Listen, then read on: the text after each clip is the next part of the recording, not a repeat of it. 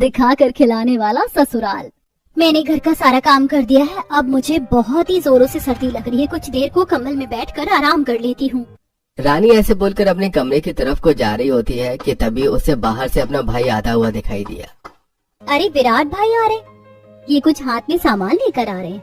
मैं क्या करूं, जाकर ले लेती हूँ, नहीं तो फिर से गुस्सा करेंगे कि देख लिया लेकिन सामान पकड़ने को आई भी नहीं। भैया आप क्या लेकर आए हो? लाओ मुझे तो, मैं रखती हूँ। ये ले। ये सब क्या है? इसमें आलू है, मटर है। ओए, इनमें मत झांक, तुझे क्या खोजना है इनके अंदर जो तू ऐसे झांक रही है? बोल। क्या कहा भैया आपने? ठीक है, मैं नहीं झांकती। तेरे लिए यही सही है। माँ कहाँ हो? आकर ये सामान लो। हाँ बोल विराट, क्या है तुझे? ला इधर को दे सामान। ये लो माँ। रानी ने अपनी माँ को अपने भाई का लाया हुआ सामान दे दिया, लेकिन उसको समझ नहीं आ रहा था कि उसका भाई आखिर ऐसा क्या करके लेकर आया जो कि वो अपनी बहन को नहीं दिखाना चाहता था। ऐसा क्या लेकर आ गए हैं भैया जो उन्होंने मुझे पन्नी भी नहीं खोलने दी? देखती हूँ। रानी ने जाकर देखा तो उसकी माँ विराट के लाए हुए सामान को रसोई में सेट कर रही थी। माँ ये क्या कंजूसी सी कर रही हैं? और क्या करेंगी, मुझसे ही कुछ छिपा रही होंगी जरूर। वैसे भी मैं तो इनके लिए फालतू ही हूँ ना। रानी ऐसे ही अपनी माँ को देखने लगी, वहीं दूसरी तरफ उसकी माँ रसोई में लगी पड़ी हुई थी। ये आलू प्याज टमाटर तो मैं उस काम चोर से रखवा दूंगी, लेकिन ये ड्राई फ्रूट्स मैं ही रख देती हूँ। कहाँ छिपाऊं? अरे हाँ, यहाँ ड्रॉर के पीछे रख देती हूँ। हेमा ने ड्राई फ्रूट्स की पन्नी को लिया और उसने उन्हें एक बड़े से डिब्बे में भरकर काफी सारे डिब्बों को पीछे छुपा दिया। ऐसे उसने एक पन्नी से पनीर निकाला और उसको एक बाउल में करके उसने फ्रिज में सबसे पीछे रख दिया और अंत में उसने नॉनवेज निकाला। सब सेट कर दिया है, अब इस चिकन का क्या करूं? कहाँ रखूं मैं इसको, कहीं वो फालतू की ना देख ले। हेमा की बात को सुनकर रानी को काफी दुख हुआ, लेकिन वो कुछ बोली नहीं और बस अपनी माँ को शांति से ही देखने लगी। हेमा ने किचन की पन्नी को उठाया और उसे नीचे रखे हुए बड़े बड़े भगोने के अंदर छिपाकर रख दिया। अरे वाह, मुझे तो कोई समझदार होने का खिताब दे दे। सच में मैं कितनी स्मार्ट हूँ। अब यहाँ मेरी फालतू की बेटी तो क्या, सारे शहर को भी पता नहीं चलेगा कि ये नॉनवेज मैंने यहाँ रखा है। सच में मेरा तो कोई जवाब ही नहीं। अब ये नॉनवेज मैं रात को अपने बेटे को तल कर खिलाऊंगी, इसी से तो उसके अंदर को ताकत आएगी। हेमा ऐसे ही बोलकर वहाँ से चली गई और रानी को उसकी बात सुनकर बहुत ही ज्यादा दुख हुआ। माँ ने ये सब मेरी वजह से कहाँ कहाँ को छिपाया है, जैसे कि न जाने मैं क्या कर दूंगी। मेरी माँ मुझसे इतनी खफा क्यों रहती है? क्या गलती है मेरी? रानी बेचारी ऐसे ही खुद से ही बात करके उदास हो रही थी। रानी हेमा की बेटी थी। हेमा एक नॉर्मल मिडिल क्लास औरत थी जिसके घर में उसके परिवार के साथ साथ उसकी जेठानी का भी परिवार रहता था। रानी घर की इकलौती बेटी थी, लेकिन उसे घर में लाड़ प्यार से नहीं बल्कि फालतू समझकर रखा जाता था। ऐसे ही सिलसिला जारी था और आज के दिन रानी ने अपनी माँ को अपनी आंखों से खुद के सामने सामान छिपाते हुए देखा था। अभी रानी देख ही रही थी कि तभी विराट बेटा यहाँ आ। हाँ आ गया। बताओ माँ। देख विराट, तू जो आज सामान लेकर आया है ना, मैंने उसमें से ड्राई फ्रूट्स यहाँ, पनीर यहाँ और चिकन को यहाँ नीचे के भगोने में रख दिया है। जब तेरा खाने का मन हो तो बता देना। ठीक है माँ, मैं आपसे कह दूंगा। किसी ने देखा तो नहीं है ना माँ आपको ये सामान छिपाते हुए? नहीं, किसी ने नहीं देखा है, और अगर कोई देख भी लेगा तो क्या ही हो जाएगा। हमें तो बस ये सब रानी से छिपा कर रखना है ना। बाकी तो तू है, रोहित है, तो तुम बच्चों के लिए तो मंगवाया ही है मैंने ये सामान। हेमा की बात को सुनकर रानी की आंखों में आंसू आ गए। उसे आखिर समझ नहीं आ रहा था कि उससे सब कुछ छिपाया क्यों जा रहा था, लेकिन फिर रानी ने खुद को समझा दिया और वो खुद को संभालते हुए अपने कमरे में आ गई। ऐसे घर का सिलसिला जारी था और आज के दिन सभी लोग रानी को छोड़कर अपने हॉल में बैठे हुए थे। माँ, बाबा, आप सभी ने मन बनाया है कि नहीं? हम कब से प्लानिंग कर रहे हैं, आज फाइनली मौका मिला है, हमें छुट्टी मिली हुई है, तो आप लोग कहीं चल रहे हैं कि नहीं?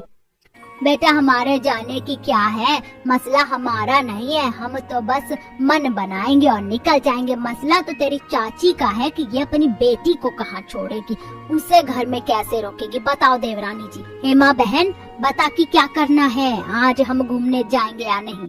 हाँ हम जाएंगे और जरूर जाएंगे, लेकिन मैं ये सोच रही हूँ कि रानी को घर में क्या कहकर रुकाऊंगी। अरे अगर चलना ही है तो एक है इंसान को छोड़ने के लिए तुम इतनी टेंशन ले रहे हो। घर से बोलकर निकलना है कि हम किसी मरीज की तबीयत पूछने जा रहे हैं। जब हम ये कहकर जाएंगे तो वो खुद जाने के लिए खुद से बोलेगी ही नहीं, क्यों, है ना? ये तो आपने एकदम सही कहा जी। ठीक है, तो हम जल्दी से चलकर बढ़िया बढ़िया खाना बना लेते हैं और सुबह 8 बजे तक हम मजे करने को निकल जाएंगे। पूरा परिवार रानी को छोड़कर खुद घूमने जाने की बात कर रहा था। उन्होंने पूरा प्लान बना लिया था कि वो लोग कहाँ जाएंगे और कैसे वो रानी को घर में छोड़ेंगे। हेमा और गंगा दोनों देवरानी जेठानी मिलकर खाना बनाने लगी। दीदी, ये चिकन को मैं फ्राई कर लूं क्या? इतने में आप एक काम करो, आप बिरयानी बना देना, क्यों? ठीक है ना? हाँ ठीक है, लेकिन मैं दरवाजा बंद कर लेती हूँ। ये फ्राई हुए चिकन की खुशबू बाहर नहीं जानी चाहिए बस। गंगा की बात को सुनकर हेमा ने भी गर्दन हिला दी और चोरी छिपे उसने अपने कामों को निपटाया। कुछ ही देर के बाद खाना बन गया और रानी भी उठकर आ गई थी। क्या बात है, आप लोग सभी आज इतनी सुबह से क्यों जगे हुए हैं?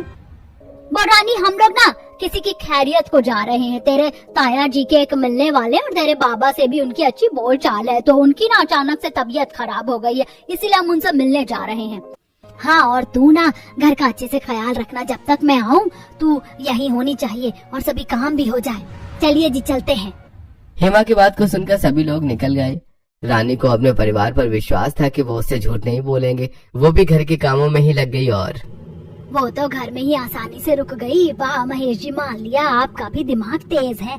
चलो अब चलते हैं उस नए पार्क में पिकनिक मनाने को, जो कि यहीं पास के शहर में ही है। हेमा की बात को सुनकर रोहित ने और भी तेज स्पीड में गाड़ी को दौड़ाया और अचानक से बाबा के किस मिलने वाले की तबीयत खराब हो गई? कहीं वो किशोर अंकल तो नहीं है? नहीं नहीं, वो नहीं होंगे। वो तो यहीं पास में ही रहते। अगर वो होते तो पहले ही पता चल जाता और सभी अब सुबह होने का इंतजार ना करते। वो नहीं होंगे, कोई और होगा। चलो जो भी हो, भगवान करे वो जल्दी से जल्दी ठीक हो जाए। बस मैं माँ के आने तक घर के काम निपटा देती हूँ। रानी ऐसे ही बोलते हुए रसोई में आई तो उसने देखा कि एक कढ़ाई में बहुत ही सारा तेल था जो कि हल्का गर्म था। ये तेल हल्का गर्म क्यों है? क्या माँ ने यहाँ कुछ फ्राई किया था? स्मेल तो चिकन की आ रही है। खैर, मुझे बस लग रहा होगा। रानी ने ऐसे ही ज्यादा ध्यान नहीं दिया और उसने रसोई को साफ करके अपने लिए नाश्ता बना लिया। एक तरफ रानी घर में अकेली थी तो वहीं दूसरी तरफ उसका परिवार बाहर निकलकर खूब मस्ती कर रहा था। ये देखो रोहित, मेरे हाथ में ये फूल है, जरा मेरा इसके साथ फोटो ले लो। ये कितने शौकी हो रहे हैं, आज इनके फोटो ही खत्म नहीं हो रहा है। शौकी होना भी चाहिए कभी कभी। चल अब तो फोटो ले। रानी का परिवार ऐसे ही मगन था कि तभी ये सब तो रानी के घर वाले, लेकिन रानी कहीं दिखाई नहीं दे रही। इनसे जाकर पूछती हूँ। नहीं, पता नहीं यहाँ और कौन कौन है। काम करती हूँ, रानी को ही फोन मिला देती हूँ। हेलो हेलो, कौन बोल रहा है? मैं हूँ तेरी सहेली राधा। अरे राधा, तू बोल, कैसे फोन किया? ये बता कि तू कहाँ है? यहाँ नए वाले सिटी पार्क में सभी लोग कैसे मजे कर रहे हैं और तू नहीं है। City park? कौन मजे कर रहा है? क्या बोल रही है तू राधा? अरे पागल, तेरी फैमिली, ये सभी यहाँ शहर के पास जो नया पार्क खुला है वहाँ एंजॉय कर रहे हैं। अच्छा खा रहे हैं, बातें कर रहे हैं। तू भी आ जाती पिकनिक मनाने। तू तो कभी दिखाई भी नहीं देती अपने परिवार के साथ। क्या कहा? मेरा परिवार, वो भी पार्क में? तूने किसी और को देखा होगा राधा। वो लोग तो किसी की खैरियत के लिए गए हैं, किसी पार्क में पिकनिक मनाने को नहीं।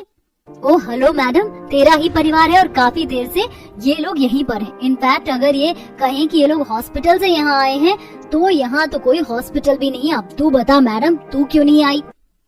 ये क्या बात हुई? मतलब वो लोग मुझसे झूठ बोल कर गए कि वो किसी की खैरियत को जा रहे हैं, जबकि वो लोग बस मजे करने को निकले थे। अरे बोल, तुझे सांप सूंघ गया है क्या? नहीं, कुछ नहीं। वो बस मुझे मेरी तबीयत कुछ सही नहीं लग रही थी तो मैं इसीलिए नहीं गई। अच्छा तो ये बात है मैडम, तो पहले झूठ क्यों बोला कि माँ बाबा वहाँ गए हैं और बेकार में एक आदमी की तबीयत भी खराब करवा दी? हाँ वो बस कुछ नहीं। तू शुरू से ही बहुत कमजोर है, कुछ खा पी लिया कर। बचपन में बच्चे दूध नहीं पीते क्योंकि उन्हें पसंद नहीं होता है, वरना दूध की बहुत ही ज्यादा जरूरत होती है शरीर को, इसीलिए दूध पिया कर। चाहे से नाक बंद करके ही पीना पड़े, समझ आया ना तुझे? चल रखती हूँ, आराम कर। चल ठीक है। रानी की बात को सुनकर राधा ने फोन काट दिया, लेकिन रानी अब बेहद ही दुखी हो गई थी। मेरे घर वालों ने मुझसे झूठ बोला, वो भी बस इसलिए कि उन्हें मुझे अपने साथ लेकर ना जाना पड़े। मैं इतनी ज्यादा बोझ हो गई हूँ अपने परिवार के ऊपर कि अब वो मुझसे अलकस दिखाने लग गए हैं। रानी बेचारी ने खुद को कैसे कैसे संभाला। शाम को पूरा परिवार वापस आया तो कैसे हैं अब अंकल जी? मैंने तो ये भी आपसे नहीं पूछा कि किनकी तबीयत खराब हुई थी। हाँ, और तेरे लिए ये जानना भी जरूरी नहीं है कि किसकी तबीयत खराब हुई थी और किसकी नहीं, समझ आया? और जिन्हें हम देखने गए थे वो बिल्कुल ठीक है, बस इतना जान ले। गंगा की बात को सुनकर रानी को दुख हुआ, क्योंकि वो जानती थी कि कोई बीमार नहीं था, बस उसे ना लेकर जाने की वजह से सभी ने उससे झूठ बोला था। रानी शांति से अपने कमरे में चली गई और ऐसे ही दिन गुजरने लगे। रानी काफी कमजोर थी, क्योंकि ना तो उसके घर वाले उसको कुछ खाने को दिया करते थे और ना ही उसका कोई घर में ख्याल रखता था। ऐसे ही एक दिन, हे भगवान, आज के दिन तो मेरा सर बहुत ही ज्यादा चकरा रहा है। ये चक्कर क्यों नहीं रुक रहे हैं? ऐसे में तो मुझे नींद भी नहीं आएगी। याद आया, राधा ने जब फोन किया था तो उसने मुझे बोला था कि दूध पिया कर, दूध सेहत के लिए बहुत ही अच्छा होता है। एक ग्लास दूध ही लेकर देख लेती हूँ, हो सकता है कि इससे चकराहट में कुछ राहत मिल जाए। रानी चक्कर में ही उठी और उसने दूध पीने का मन बनाया। अभी वो रात को बस अपने कमरे से निकली ही थी, तभी उसने बाहर कुछ ऐसा देखा जिससे कि उसकी आंखों को अपने देखे हुए पर यकीन ही नहीं हो पाया। सभी हॉल में बैठे हुए थे और ये ले विराट, ये पनीर खाओ, रोहित तू भी खा। सुनो मेरी बात, तुम इस घर के लड़के हो, तुम्हारे लिए हमेशा ही हम दोनों देवरानी जेठानी ताकत की चीजें घर में रखते ही हैं, तो इन्हें इसी वक्त रोजाना खा लिया करो। जब वो फालतू की सोने चली जाती है ना, तब तुम ये सब खाया करो। वो सब तो ठीक है चाची, लेकिन मैं आज अपने खाने के लिए पनीर के साथ साथ चिकन भी तो लाया था। मुझे चिकन चाहिए, उसको उबाला नहीं है क्या? ये रहा तेरा चिकन और ये लो दूध पियो। कैसे दुक्का कर रखते हैं हम ये सारी चीजें बस तुम दोनों के लिए, कि कहीं वो फालतू बोझ ये सारा का सारा सामान ना देख ले। तुम तो ये चीजें खूब खाया करो। पूरा परिवार अपने हट्टे कट्टे बेटों को खिलाई पिलाई में लगा हुआ था। तो वहीं रानी को कमजोरी से चक्कर आ रहे थे, लेकिन ये मंजर देखकर रानी के सभी चक्कर रुक गए और अब उसकी आंखों में बस दर्द था। जिस परिवार में मुझे बस बोझ समझा जाए, वहाँ के लोगों के घर का खा पी कर मेरे अंदर क्या ही ताकत आएगी। तू भी पागल है रानी, जो दूध पीने को उठ गई। यहाँ बस सभी कुछ इन हट्टे कट्टे बेटों का है। तू तो लड़की है ना, इसीलिए तुझे यहाँ कुछ नहीं मिल सकता, अपनों का प्यार भी नहीं। रानी ऐसे ही उदास सी होकर अपने कमरे में सोने को चली गई। जैसे जैसे वो बड़ी हो रही थी, वो समझती थी कि उसे अपने ही परिवार में कैसे बोझ समझा जाता था। ऐसे सिलसिला जारी था और अब रानी की शादी का सिलसिला घर में उठ चुका था। रानी के लिए एक पंडित को रिश्ता ढूंढने को बोला गया था, जिसके बाद घर वालों को एक अच्छा अमीर घर का रिश्ता भी मिल गया और उन्होंने अपने स्वार्थ के लिए रानी को उस घर में शादी पक्की कर दी। कुछ दिनों के बाद की ही शादी की डेट रखी गई थी। आज रानी की शादी हो चुकी थी। वो अपने ससुराल के दरवाजे पर गृह प्रवेश के लिए खड़ी हुई थी। पता नहीं मेरे घर वाले कैसे होंगे, कहीं ये भी मुझे कोई बोझ ही ना समझे, या हो भी सकता है कि ये मेरे घर वालों से अलग हो। बहू आजा, तेरी आरती तो हो गई है, अब तू घर के अंदर आजा, तेरा बहुत बहुत स्वागत है। ठीक है माँ जी।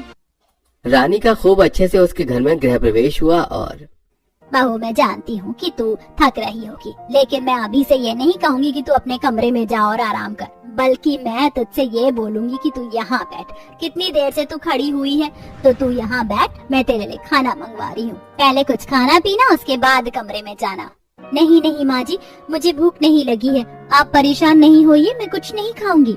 बहू तेरा एक कमजोर सा कांपता हुआ शरीर बता रहा है कि तुझे भूख लगी है या नहीं। मैंने देखा था तुझे, तेरे घर से कोई भी ससुराल आने से पहले खाना नहीं खिला पाया था, इसीलिए मैं तुझे खिला दूंगी। बच्चे मेघा, अपनी भाभी के खाने के लिए थाली सजा कर ला, और हाँ उसमें काजू बादाम अखरोट और किशमिश भी रख कर लाना, और एक ग्लास दूध भी लाना। चल बहू तू बैठ जा, और हाँ खाने के मामले में ना बिल्कुल नहीं शर्माना चाहिए, इसीलिए तू भी नहीं शर्माना, ठीक है ना? ठीक है माँ जी। माँ जी तो मेरी कितनी परवाह दिखा रही हैं, लगता है कि मुझे अच्छा परिवार मिला है। रानी ऐसे ही खुद को पहली बार लकी महसूस कर रही थी। उसकी सास ने उसकी नंद से उसके लिए खाना लाने को बोला, जिसके बाद सुषमा रानी को अपने पास बिठाकर उसे खाना खिलाने को बैठ गई। ये ले बहू, बिल्कुल भी नहीं शर्माना और पेट भर कर खाना खा। आकर भाभी इतना छोटा मुंह खोलने से तो कुछ भी मुंह में नहीं जाएगा। बड़ा वाला आ करो, जिससे कि आपका पेट भी भर जाए और मुंह भी ऐसा खोखला सा नहीं। चल, नई नवेली दुल्हन शर्माती है ऐसे खाना वाना खाने में। खैर तुझे क्या पता होगा, जब तेरी शादी होगी ना और तू दूसरे घर जाएगी, तब तुझे पता चलेगा कि कैसा लगता है ससुराल आकर। अच्छा ऐसा क्या दीदी, और अगर मैं शादी करूँ ही ना तो? चुप कर, तुम दोनों जब देखो चिक चिक चिक चिक चिक चिक ही होती रहती है। अब तुम्हें दिखाई नहीं दे रहा कि तुम्हारी भाभी आई है, कम से कम इसके सामने तो ऐसी बातें नहीं करो ना। चल बेटा रानी, तू आकर और ये काजू बादाम खा ले, इससे एकदम से तेरी देही के अंदर जान आ जाएगी।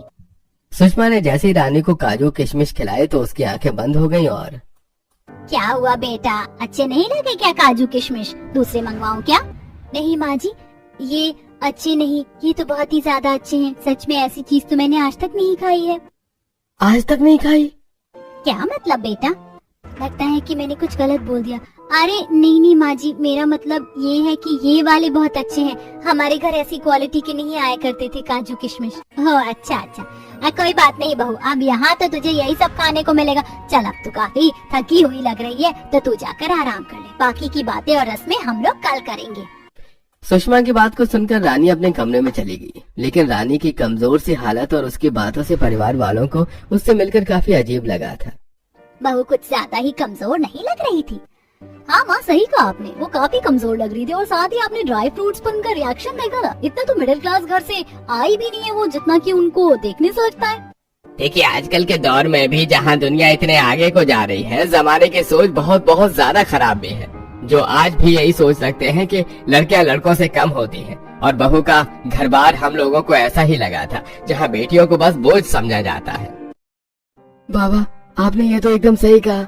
मैंने पहले नहीं कहा क्योंकि इस घर का बड़ा मैं नहीं हूँ, लेकिन रानी के घर का माहौल मुझे भी बहुत ही ज्यादा छोटी सोच वाला ही लगा था। अब और पता नहीं कि वो लोग क्या सोचते हैं और कैसे होंगे। अब उसका बीता हुआ कल कैसा भी हो, अपनी बहू को मैं अपने घर में तो बहुत ही ज्यादा खुश रखूंगी, और ये मेरा वादा है। उसको मैंने खुशी से रखकर मोटा ना करवा दिया ना, तो मेरा नाम भी सुषमा नहीं। रानी जानती भी नहीं थी कि उसके घर में वहाँ उसके कितने सारे हमदर्द थे। सभी ने ऐसी बातें की, जिसके बाद वो सभी सोने के लिए चले गए। आज के दिन रानी की पहली रसोई की रस्म होनी थी। रानी सुबह सुबह जल्दी उठ गई और तैयार होकर वो नीचे पहुंची तो नमस्ते माँ जी और बाकी सबको। नमस्ते नमस्ते बहू, तू उठ गई? कैसी नींद आई? अच्छी नींद आई माँ जी। चल, हम लोगों को खुशी हुई कि तू ठीक से सो गई। जी चलिए माँ जी, अब भाभी उठ गई हैं और मुझे भी अब कुछ देर के बाद अपने ससुराल जाना है, तो आप एक काम कीजिए, आप भाभी की पहली रसोई अभी ही बनवा लीजिए। क्यों, ठीक रहेगा ना? अरे हाँ, पहली रसोई भी तो बनानी है। पता नहीं मैं अपनी पहली रसोई में कैसा खाना बनाऊंगी। जैसा भी बनाऊंगी बस सभी को अच्छा लग जाए। भाभी अपनी पहली रसोई बना रही हैं? अरे वाह, तो क्या भाभी आप मेरी पसंद का खाना भी बना दोगी? हाँ जरूर, क्यों नहीं, मैं बना दूंगी। ठीक है, तो मुझे खाने में चीला बहुत ही ज्यादा पसंद है, तो मेरे लिए चीला। नहीं बहू, ऐसे अपनी पहली रसोई में ही ऑर्डर से खाना नहीं बनाएगी। तुम्हें अपनी भाभी के बारे में सोचना चाहिए ना, कि आज उसकी पहली रसोई है, उसके लिए आज कोई आसान दिन नहीं है। बहू, जो तेरा दिल करे तू वो चीज बनाना, फर्क नहीं पड़ता कि कैसी बनेगी। धीरे धीरे तुझसे अगर खाना खराब भी बना तो भी बनाना आ जाएगा।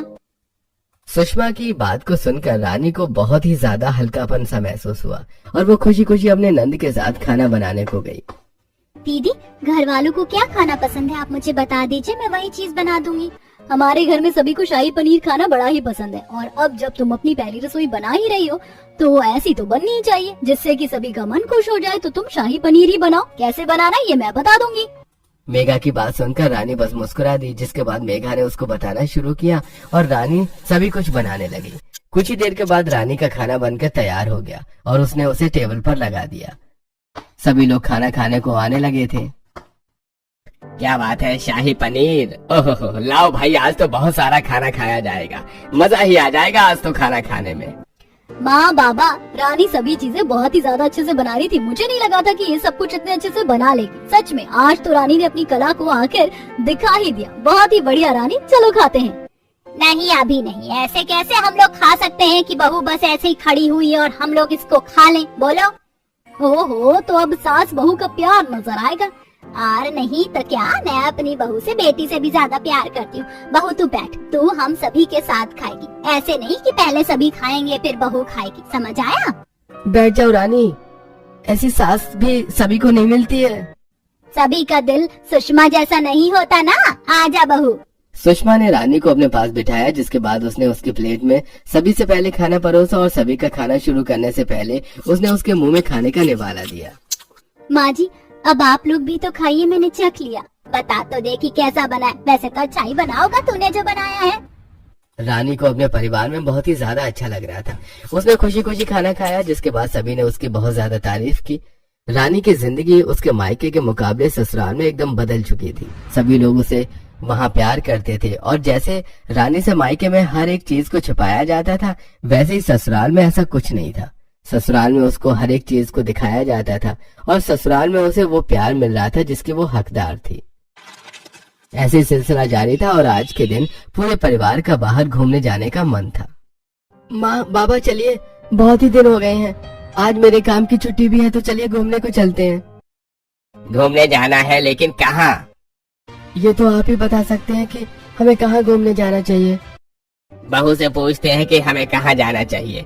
वैसे भी वो हमारे घर की नई मेंबर है, तो जहाँ उसका मन होगा हम लोग वहीं पर ही घूमने को चलेंगे। ठीक है बाबा, तो बताओ रानी की हम कहाँ घूमने को जाएं? क्या कहा?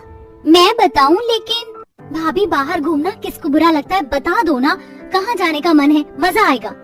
अच्छा ठीक है, अगर आप लोग मुझसे पूछ ही रहे हैं तो मेरा हमेशा से मन था कि मैं कभी किसी अच्छे से मॉल को घूमूं, तो चलिए हम मॉल घूमने को चलते हैं। अरे वाह, मॉल तो मेरी भी पसंद की जगह है, तो चलिए हम सभी मॉल घूमने को चलते हैं।